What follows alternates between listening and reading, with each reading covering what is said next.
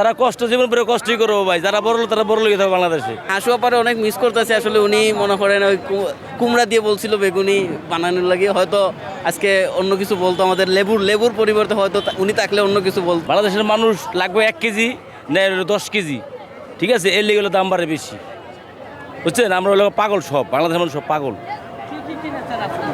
আজকে কিনেছি টক দই বোরহানি বানাবো, ডাটা কিনছি, লাল শাক কিনছি, বাংরি কিনছি, এগুলি কিনছি। তারা কষ্ট জীবন পরে কষ্টই করবো ভাই, যারা বড় লোক তারা বড় লোক থাকবে বাংলাদেশে, বুঝছেন?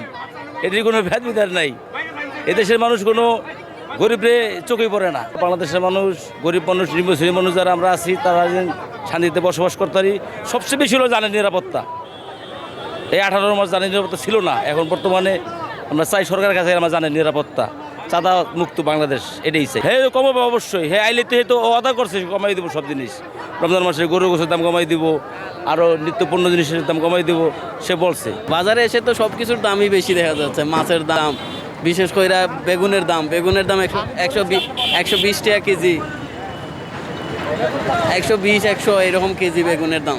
আসুয়া পারে অনেক মিস করতেছে আসলে। উনি মনে করেন ওই কুমড়া দিয়ে বলছিল বেগুনি বানানোর লাগে, হয়তো আজকে অন্য কিছু বলতো, আমাদের লেবুর পরিবর্তে হয়তো উনি থাকলে অন্য কিছু বলতো, বুঝতে পারছেন?